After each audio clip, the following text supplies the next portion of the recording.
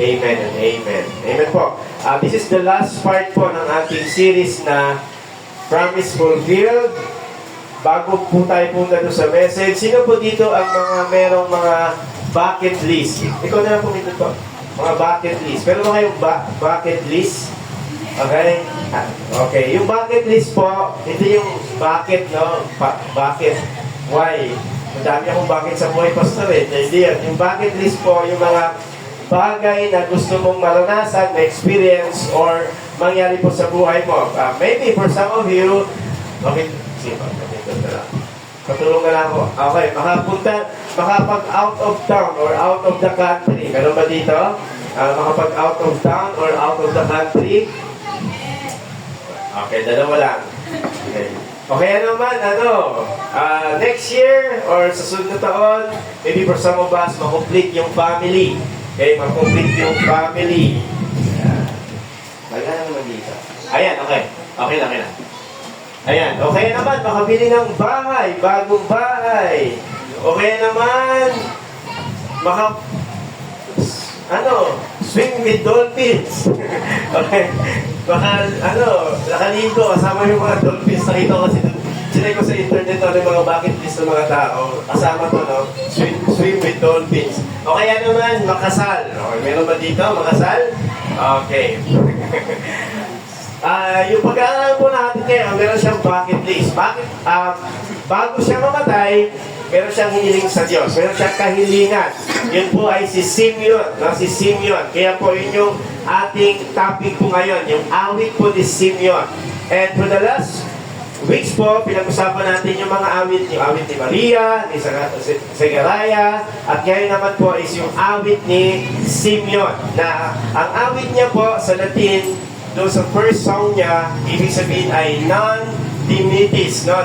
Non-dimitis. Na ibig sabihin po ay, Lord, let me die in peace.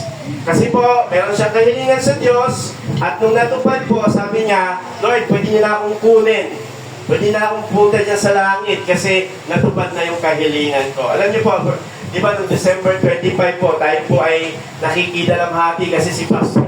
Yan po si Pastor Velasco ng COG ay nawala po no December 25 sakto. And alam niyo po, sabi ng anak niya, no? Si Pastor Anthony po ay namatay po siya ng ready. Handa siya kasi ginawa niya yung kanyang assignment dito sa mundo. Maybe sabi nga na nila ay parang nagparamdam na siya kasi fulfilled na siya nung namatay siya. Okay? We don't know exactly kung ilang taon na to, siguro mga nasa 16 ha. Pero sabi ng anak niya, ang galing lang kasi nag-usap daw sila ni Lord. Para daw kakaiba, December 25 talaga siya namatay, no? Birth ni Jesus, tapos kamatayan naman niya. Itong taon na to, bigla man siya kinuha ng Panginoon, pero alam natin namatay siya na fulfilled. Ibig sabihin, para bang, Lord, okay na ako, sapat na ako, pwede niyo na akong kunin. Kaya, ganoon din po si Zechariah. Nung naranasan niya, ang Panginoon, sabi niya, Lord, pwede na akong kunin. Okay? Kaya po yung topic natin ngayon, title natin ngayon, maging handa sa bagong taon at sa pagdating na Panginoon. Sabihin natin, maging handa sa bagong taon at sa pagdating ng Panginoon. Okay. We don't know, no? Si Pastor Velasco naman, hindi niya alam na last sermon niya na pala yung last sermon niya. No? Hindi niya alam na di na siya aabot ng bagong taon. Okay, At dalawa lang naman ang mangyayari sa buhay natin Either kukunin na tayo ni Lord ngayon, o kaya darating ang Panginoon. And then, hindi natin alam kung kailan yon. Kaya ang dapat natin gawin is maging handa tayo sa pagdating ng Panginoon. Or sa bagong taon, sa bibigay pa sa atin ng Panginoon na bagong taon. Okay? Tatlong bagay para maalala natin yung message natin ngayon po. Una po, ano dapat natin tandaan dito sa message na to? Paano tayo maging handa sa muling pagdating ng Panginoon? Okay naman, paano tayo maging handa sa bagong taon? Kailangan natin ng encounter with God. Okay? Pangalawa po is exceptional life. Ibig sabihin na exceptional po, naiiba or natatanging buhay. Pangatlo po is yung expectant heart.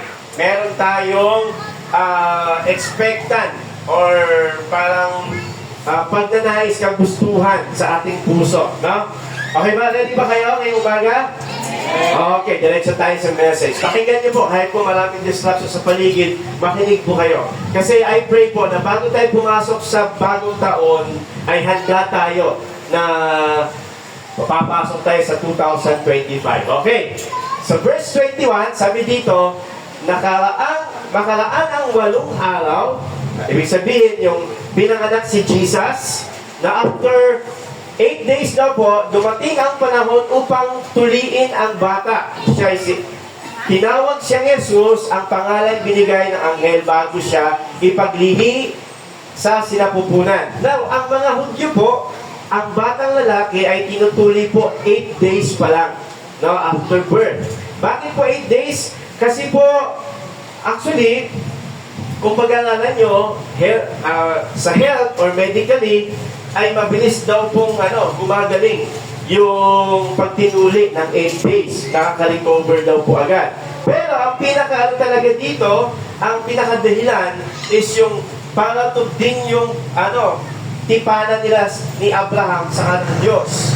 Kasi po, nakipagtipan ang Diyos kay Abraham na pamagitan ng pagtutuli, ibibigay ng Diyos yung kanyang pangako. Bakit po pagtutuli? Kasi yung pagtutuli po, merong involvement na blood.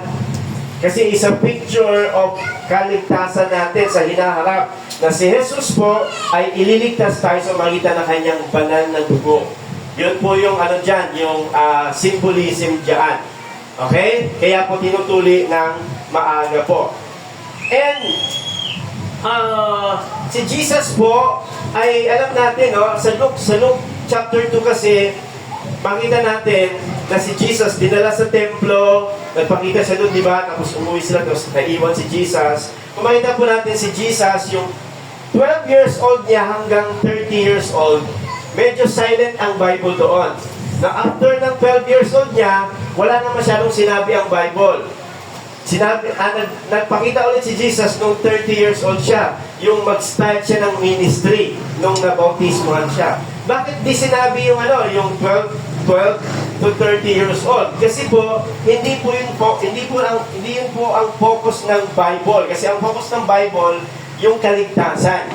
No? Pero maraming nagsasabi na si Jesus po, during his early life, 12 years old to 30, namuhay siya bilang isang ordinaryong bata. Okay? Ordinary lang, no? Sabi po ng marami. And, verse 22, nang sumapit ang araw ng kanilang paglilinis, ayon sa kautusan ni Moses, kanilang dinala siya sa Jerusalem upang iharap sa Panginoon. Ito ay ayon sa sulat sa kautusan ng Panginoon. Ang bawat panganay na lalaki ay tatawaging banal ng Panginoon. Banal sa Panginoon. Kasi po, yung panganay po ay hinahantog nila sa Diyos yun, yung lalaki. Kasi po, tinatawag po nila yung consecrated po yun. Di ba? Every panganay ay sa Diyos po yun. Binibigay nila sa Diyos yun. Kaya nga po, sa picture nga po ng tent, di ba? Yung tithes, di ba? First tent po, bibigay mo sa Diyos. Ganun po yun. And sabi dyan, sumapit ang araw ng kanilang paglilinis. Sa Jewish culture po, sa law po nila, ang babae, after 40 days, pumupunta po yan sa temple para nagkakaroon sila ng purification offering. Ang babae, pag nanganak siya ng lalaki, after 40 days, meron silang ritual na paglilinis. Pagkatapos naman, pag ang babae naman ang anak, after 80 days naman. Ganun yung ginagawa nila dyan. Kaya si Mary, pumunta sila doon sa temple. Okay? Okay ba? Pinakwento ko lang para at least meron tayong idea kung paano natin binabasa yung Bible. Yeah, verse 21 naman, sabi dyan, sila'y naghandog ng alay alinsunod sa sabi ng kautusan ng Panginoon, 2 bato-bato, o dalawang batang kalapate. Bato-bato po ay ibon din po yan. Hindi yan pansit, no? Ibon po yan, okay? Bakit po bato-bato at batang kalapate? Normally po kasi, ang inaalay talaga ay, tupa. Pag may kaya ka, tupa. Pero pag medyo mahirap-hirap ka lang, ibon po ang inaalay po nila. Ibig sabihin, makita natin na ang pamilya po ni Mary and Joseph, mahirap na din po talaga sila. Hindi sila may kaya sa buhay. Kumbaga, normal citizen po sila, hindi sila yung mataas na antas sa buhay. Kaya dito po, verse 25, ito na po, pumasok na po yung bida, no? Sa kwento po na ito. Dandadan, no? Pasok na si Simeon. Noon ay may isang lalaki sa Jerusalem na ang pangalan ay Simeon. Ang lalaki ito ay matuwid at masipag sa kabanalan na naghihintay sa kaliwa ng Israel at nasa kanya ang Espiritu Santo. Makita natin si Simeon na ganito yung kanyang ganito kung sino siya, no? Ayan, no? Si Simeon ay ang lalaki ito ay matuwid at masipag sa kabanalan naghihintay sa kaliwa ng Israel at nasa kanya ang Espiritu ng Panginoon. Sabi sa verse 26, ipinahayag sa kanya ng Espiritu Santo na hindi niya makikita ang kamatayan hanggang sa makita muna niya ang Kristo na ating Panginoon. Kaya, bago siya mamatay, ito po yung pinaranas sa kanya ng Panginoon. No, na makita niya ng kanyang mga mata yung Kristo. Pag sinabi natin Kristo, Messiah, no, tagapagligtas, darating na tagapagligtas. Kaya sinabi po natin, no, encounter with God. Si Simeon, nagkaroon siya ng encounter with God. Sabi ng Bible sa atin, sa patnubay ng Espiritu ay pumasok siya sa templo, nang ipasok ng mga magulang sa templo ang sanggol na si Jesus upang gawin sa kanya ang naayon sa kaugalian sa ilalim ng kautusan. Inilagay niya ang sanggol sa kanyang mga bisig, pinuri niya ang Diyos at sinabi. Nakakatuwa lang, no? Diba, sabi ng Bible, si Simeon daw po ay naghihintay sa pagdating ng Panginoon. No? And then, bago siya mamatay, yun yung kahilingan niya. At ang sabi po ng Bible, nakita niya yung sanggol. In fact, nakaka-bless lang dito, no? Kasi nahawakan niya pa. Inilagay niya ang sanggol sa kanyang mga bisig. I can imagine na yung Diyos that holds the universe, hawak-hawak niya. Di ba parang nakakatuwa, di ba? Hawak-hawak niya si baby Jesus. Kaya, anong sinasabi po natin dito, no? We need to have an encounter with God, no? Sinasabi po natin na kailangan natin magkaroon ng encounter with God. Kayo ba, naranasan niyo na yung kaligtasan ng Panginoon? No? At maranasan natin yung kaligtasan ng Panginoon po sa magitan ng makilala mo ang Diyos. Si Jesus bilang ating tagapagligtas. Sabi sa verse 29, sabi niya, Panginoon, ngayon ay hayaan mo ang iyong alipin ay pumanaw na may kapayapaan ayon sa iyong salita sapagkat nakita ng aking mga mata ang iyong pagliligtas. Ibig sabihin, si Simeon ay nagkaroon ng personal na encounter sa Diyos, pagkakilala sa Panginoon. Di ba? At sabi dyan, hayaan ninyo ang iyong alipin na pumanaw ng may kapayapaan. Ano nilalagay natin pag ang tao ay namatay? Ano nilalagay natin doon sa, rest in peace. Alam niyo, ang totoo, no? Hindi lahat ng tao ay namamatay ng merong kapayapaan. No? Kasi kung wala ang Diyos, wala si Jesus sa kanilang buhay, sa ating buhay, you will never be in peace eternally. Wala talagang totoo. Di ba, sasabi natin, rest in peace dito sa tao na to. Pag walang Jesus yun, kung wala kang Jesus sa buhay mo, hindi mo maranasan yung eternal peace na masasabi natin. No? Sinasabi ng Bible. Okay? Kaya tayo po ba ay tiyak na tayo na pag namatay tayo is maranasan natin yung eternal peace with the Lord? Amen ba? Kaya siguraduhin po natin. Kaya basahin natin ito mga kapatid. Especially pag hindi ka pa sigurado. Sabi dito, ang kaligtasan ng Panginoon ay personal experience mo. Yung kaligtasan ng Diyos, yung pagliligtas ng Diyos, yung rest and peace na tinatawag natin is personal experience. Ikaw mismo, naintindihan mo na si Jesus ay namatay.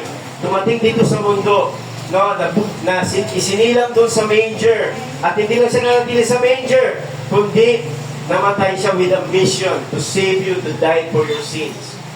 Para magkaroon tayo ng totoong rest and peace. Meron tayong personal experience. It reflects po, no, parang sa buhay natin na sino pa ba yung mga tao sa buhay natin, pamilya natin na wala pa sa Panginoon. Pag wala pa sa Diyos ang mga tao na ito, mamamatay sila na wala totoong rest and peace. Bakit po? Sabi ng Bible sa atin sa John chapter 9, 1:9-11. Sabi dyan, He came into the very world He created, but the world didn't recognize Him. He came to His own people and even they rejected Him. Tingnan niyo po ha, they didn't recognize Him. Sino siya sabi dito? Si Jesus. Dumating na po si Jesus, pero hindi nila na-recognize. At iba pa is, alam nila, ni-reject pa ng ibang tao. Kaya, how many people today, di ba? Ilan mga tao ngayon nag-celebrate ng Pasko, pero doon sa celebration nila, wala naman si Jesus. Di ba? Tayo ba? Nung nag-celebrate tayo ng Pasko, nandun si Jesus sa celebration natin? Ha? Kasi, totoo yung sinasabi ng Bible.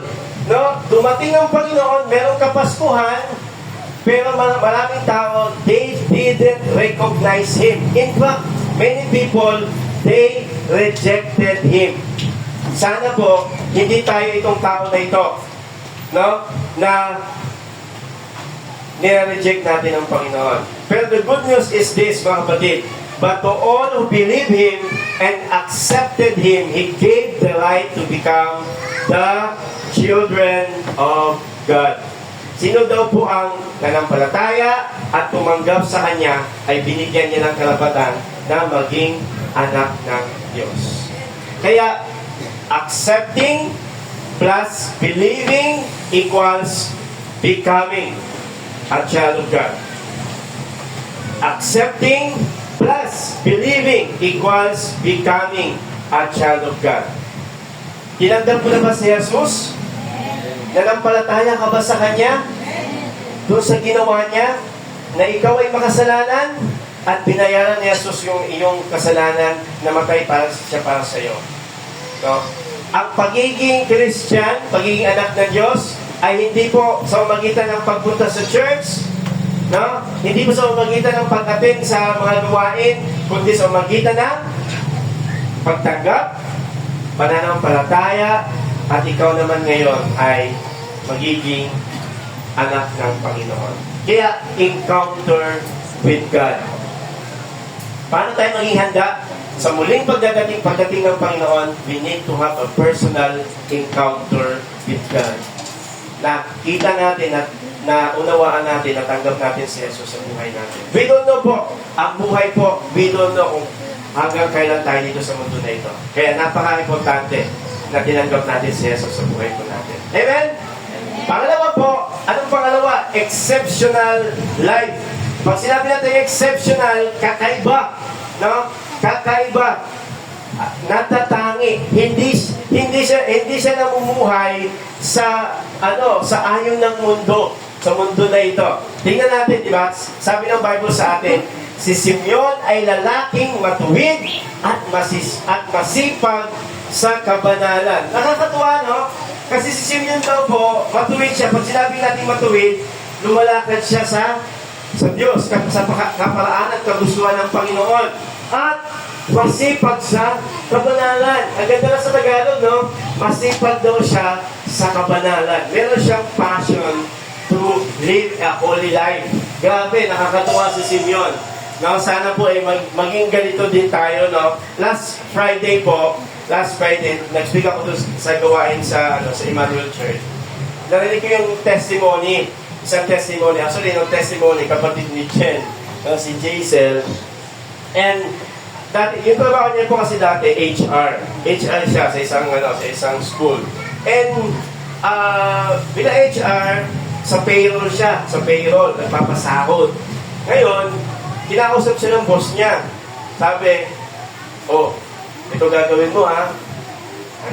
Dayain mo, matchigin mo yung sa payroll. Ibas na,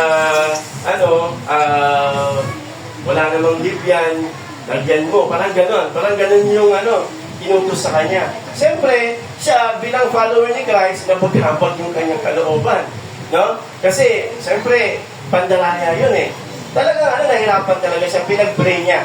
At nung pinag-pray niya, hindi niya sinunod, sa madaling salita, hindi niya sinunod yung utos ng boss niya. At nung hindi niya sinunod yung utos ng boss niya, dapat tinanong siya ng boss niya. Sabi niya, sir, hindi ko kaya. Hindi ko kayang gawin yun. And then pinag-pray niya. Kaya ang nangyari sa kanya, nung pinag-pray niya, pinapagawa pa rin sa kanya. Kaya sabi niya, Lord, alisin niyo po ako dito.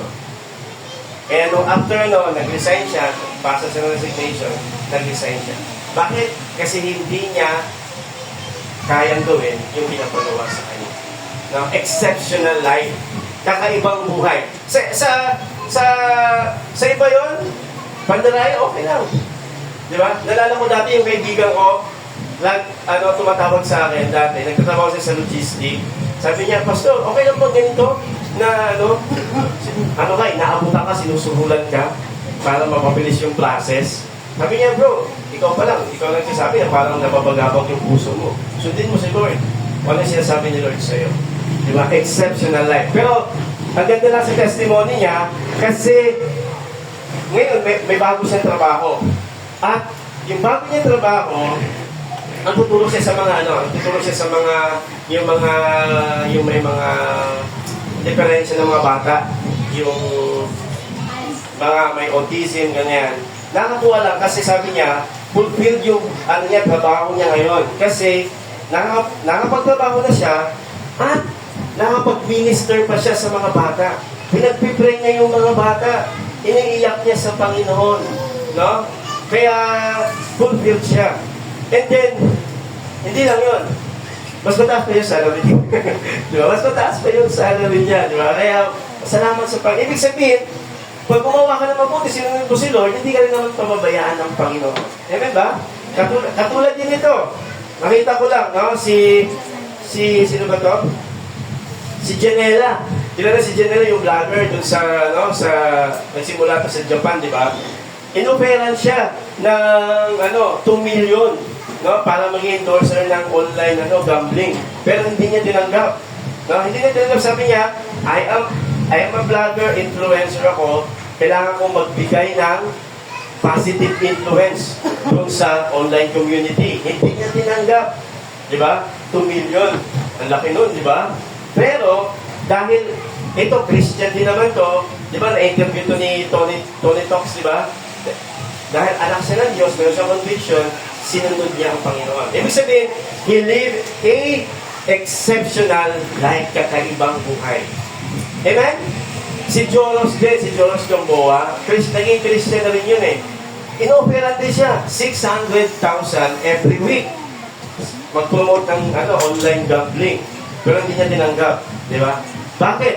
Kasi kung ordinary yun, sa mundo yun, tatanggapin mo yun. Pero dahil ikaw ay follower ni Christ, hindi mo tatanggapin yun. Ibig sabihin lang mga kapatid, no, na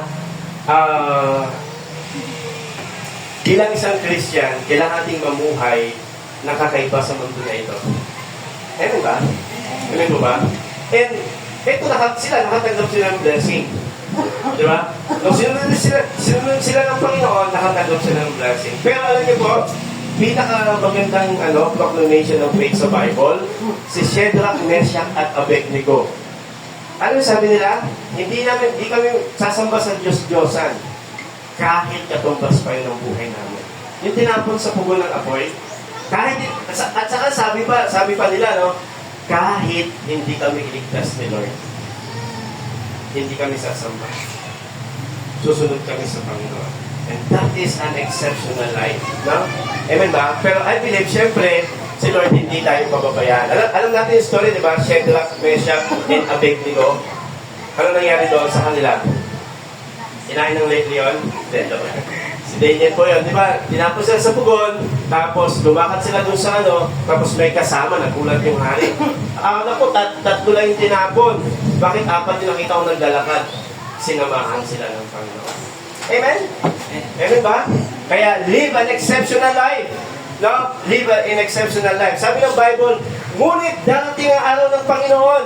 Tulad ng pagdating ng isang magnanakaw, maglalaho ang kalangitan kasabay ng isang malakas na tunog. Tutupukin ng apoy ang sangkap sa kalangitan at ang lupa at ang lahat ng naroon ay masusunog. Maglalaho daw po ang mundo na ito, sabi ng Bible. Darating ang panahon na yun, na tutupukin ng apoy. Ngayon, sabi ni Peter, ang tanong ni Peter ganito, mga kapatid, sabi niya, at dahil ganito mawawasak ang lahat ng bagay, anong uri ng pagkatao ang dapat ninyong ipamuhay? Dahil matatapos, darating ang Panginoon, matatapos ang buhay dito sa mundo na ito, at papalitan tayo ng panibagong buhay.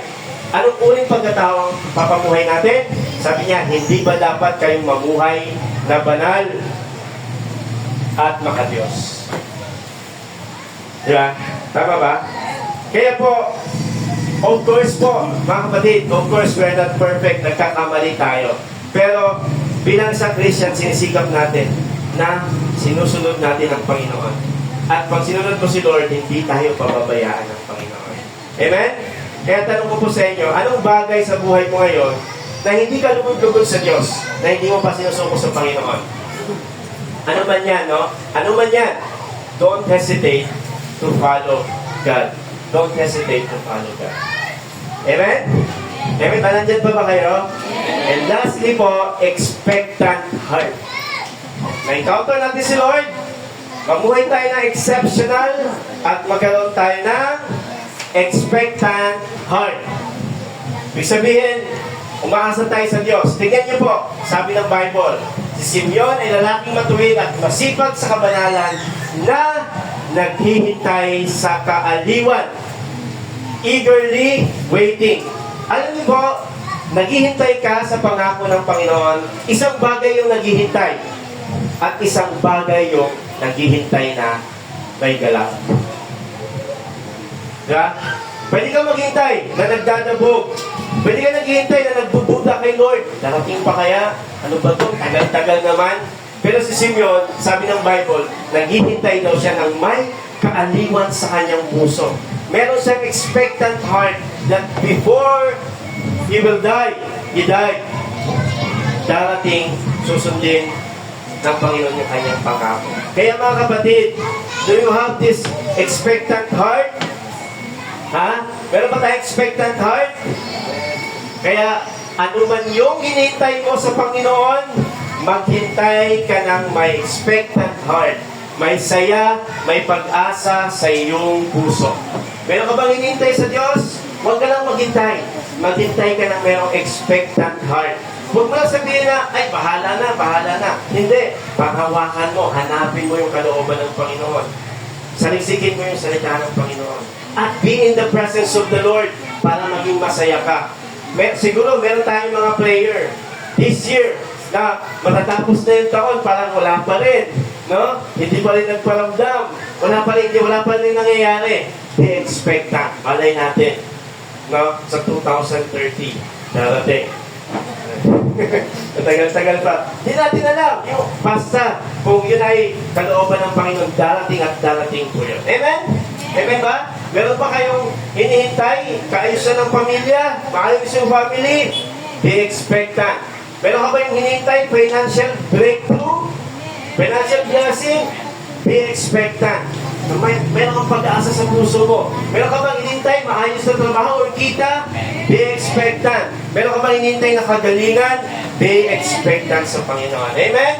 Ngayong 2025, maging expectant tayo. Let us have an expectant heart na merong gagawin pa si Lord sa buhay po natin. Sa pamilya natin, sa church po natin. Alam niyo po, last Friday nga po, speaker ako dun sa yung year-end,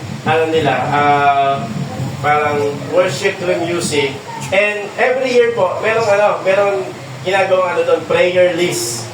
Nililista. Ako, naglista din ako. I want to be expectant this year. Now, meron din ako nilista dyan ng mga personal, and siyempre dito din sa church, meron din po akong pinag-pray. Kasi I believe po, na si Lord po hindi pa po tapos sa buhay ko, sa buhay po natin, at meron pang gagawin ng Panginoon. Kaya ilista po natin. Last Thursday po, nung nag-pray kami dito, nilista din po namin yung pinapapasalamat namin sa Panginoon, yung gagawin pa ng Diyos sa buhay po natin. Amen ba? Bakit? Pastor, ayaw mo naman, okay lang nun. Kahit di nilista, okay lang naman din yun. Pero maganda din yung nire-record mo. Nilista, ibig sabihin, nandun yung eagerness mo na merong gagawin si Lord sa buhay mo. At pag nilista mo, may babalikan ka. Diba? May babalikan ka, then, tinupad ni Lord to, itong pinag-pray ko. Okay? Amen? Okay. Kaya, ngayong 2025, mas taisin natin, hindi lang yung pangsariling kagustuhan, kundi yung kalooban ng Panginoon. Mas naisin natin. Amen ba? Ano yung nanaisin natin ngayong 2025? Lumago tayo sa faith. Mas lumago pa tayo sa faith. Ninanais nyo ba yun? Na 2025, mas lalago pa ako sa faith, Lord. Itong pinag-pray ko, Lord. Ano pa? Be expectant. Ngayong 2025, wala na, hanggang dun lang. Wala, yan na talaga. Sorry, mahina natin yung battery. Pakipindot nga po. Marami, 100 yan. Bilisan mo. Ayan po, ayan, sige. Diretso mo na. Ayan, maglumago tayo sa faith, patuloy tayong baguhin ni Lord. Sino dito ang meron pang gustong baguhin si Lord sa buhay niya? Ako, madami pa, no? Ngayon 2025, Lord, I am willing, Lord, na mabago niyo pa ako, Lord. Mabago niyo pa ako. And then, yun, tapos na, di ba? Ano pa? Pangatlo po is magamit tayo ng Panginoon, di ba? Magamit tayo ni Lord ngayon 2025. Whatever your calling, whatever your gift po, whatever opportunity na ibigay sa'yo ng Panginoon, no? Parang 2024, nandun ka na, medyo pakonti-konti, no? 2025 ay magamit ka ng Panginoon. Ano pa? Manlead natin yung ating family sa Lord. Padala natin sila sa Panginoon, yung buong family natin. At ano pa po? Makapagdala tayo ng mga tao sa Panginoon. Ito po yung kalooban ng Lord. At meron si Lord, meron tayong personal prayer, pero mas naisin natin yung kalooban ng Panginoon. Amen ba? Kasi pangako naman niya pag inuna mo ko, and all these things will be added. In fact, kahit yung mga bagay na hindi natin hiniling, pag inuna natin si Lord, ipagkakaloob sa atin ng Panginoon. Why? Kasi ganun kabuti ang Diyos. Ganun kadakila at makapangyarihan ang Panginoon po sa buhay natin. Kaya ano po yung, paano tayo magiging handa this year? No? Anong kailangan natin gawin? Kailangan natin ma-experience si Lord. No? Magkaroon tayo ng personal na pagkakilala sa Panginoon, encounter with God. Pangalawa, magkaroon tayo ng exceptional life. Hindi naman perfect life, pero exceptional life. Kakaiba sa mundo na ito. Okay? Pangatlo is magkaroon tayo ng expectant heart. Expectant heart. Sige po, tayong lahat po ay mo at manalangin. Aming Diyos na dakila, salamat po sa oras na ito, Diyos. Lord, nawa, meron kami natanggap na salita niyo po. Na mensahe niyo po, Panginoon, na babaunin namin for next year, Father God. At Lord, yung salita na yon, yung pangako na yon, Panginoon. Lord, tatago namin ito sa puso namin. Upang madala namin ito, Panginoon, sa patuloy na pinagkakalog nito sa aming buhay. Lord, thank you for this life. We don't know, Lord, how long pa kami mabubuhay sa mundo na ito. But Lord, luhusin niyo po ang aming buhay habang nabubuhay kami dito sa mundo. Salamat po. Salamat po, Diyos. Pagpalain niyo po bawat isa po sa amin. In Jesus' name we pray. Amen and amen. God bless po sa ating lahat. Po, palakpakan natin, Lord.